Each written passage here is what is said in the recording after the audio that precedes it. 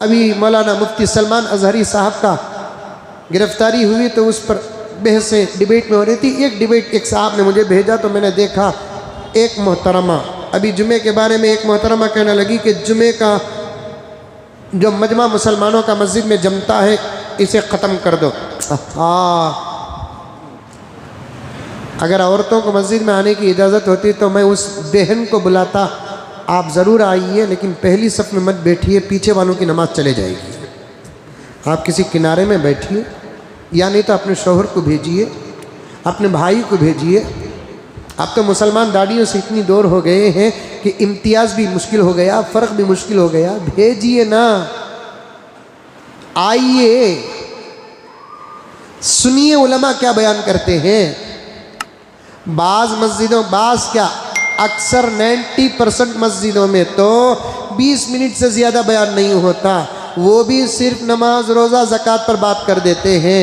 बड़ी मुश्किल से 2-4 मस्जिदें या 10, 15, 20 मस्जिदें ऐसे होंगी मुल्क भारत में जो हालात पर बात करते हैं और मुसलमानों को और इस मुल्क के हिंदुओं को एक पैगाम देते हैं, जगाना चाहते हैं। इससे ज़्यादा जुमे के मौके पर होता क्या है, हम जिना के बारे में बोलते हैं, झूठ के बारे में बोलते हैं, विरोध करते हैं, हमारे नौजवानों को टोपियों के बारे में बोलते हैं, नमाज के बारे में बोलते हैं, ज़कात के बारे, रमज़ान आता है तो ज़कात के बारे में बोलते हैं, बकरीद आती है तो कुर्बानी के बारे में बोलते हैं, गरीबों की मदद कर। कोरोना आ गया तो और ज़्यादा मजबूत तकरीरें सदक़ात और खैरात के बारे में बोलते हैं। इससे ज़्यादा मस्जिदों में क्या होता है। वो एक मोहतरमा बोलकर ज़रा नाम कमा ली और एक मोहतरमा कहती है इन मुसलमानों को बाइकाट कर दो इसलिए कि ये रहते हिंदुस्तान में हैं लेकिन फ़िक्र फ़लस्तीन की करते हैं। इन द मुंजी की तंजाउर की मंजा। मौलाना मुफ्ती सलमान अजहरी साहब का मसला क्या है और फ़लस्तीन का मसला क्या है, और बुलाकर बिठाया गया मौलाना के मसले पर बात करने के लिए, और उठा रही है फ़लस्तीन का मसला। हिंदुस्तान के मुसलमानों को फ़लस्तीन की फ़िक्र क्यों है? अरे है, रहेगी, और ये सबक हम छोड़ कर नहीं जाएंगे, बच्चों को पढ़ा कर जाएंगे। फ़लस्तीन से हमारा क्या ताल्लुक़ है? तुम जाकर देवबंद में पूछो, नदवा में पूछो, या हमसे पूछो।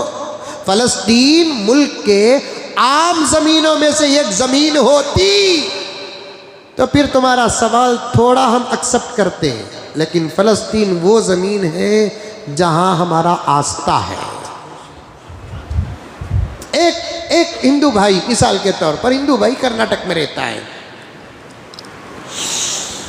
और हिंदुस्तान में हिंदू भाइयों की बहुत सारी बड़ी बड़ी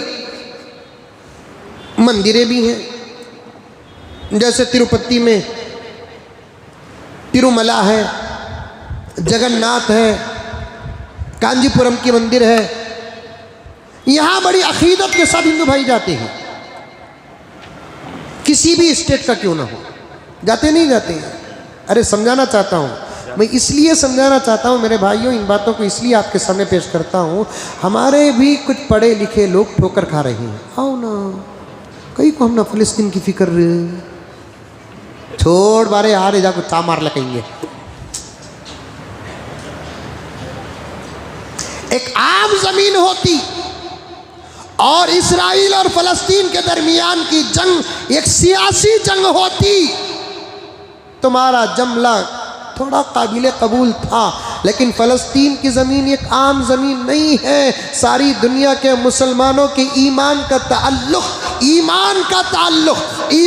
ताल्लुक़ फ़लस्तीन से जुड़ा हुआ है। उसी को बयान करने के लिए आज जुमा से मैं इंतज़ार कर रहा हूँ, लेकिन मुझे मौका नहीं दे रहा है, हालात मुझे इजाज़त नहीं दे रहे हैं कि आम ज़मीन होती फ़लस्तीन की और इसराइल और फ़लस्तीन की जंग एक सियासी जंग होती तो फिर तुम्हारा जुमला काबिल कबूल था।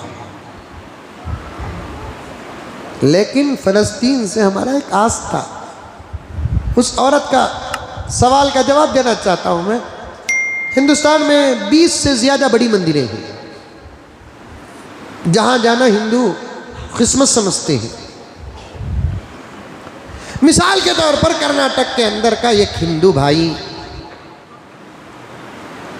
तिरुपति तो आंध्रा में है, स्टेट बदल गया, 300 किलोमीटर की तकरीबन मसाफत है।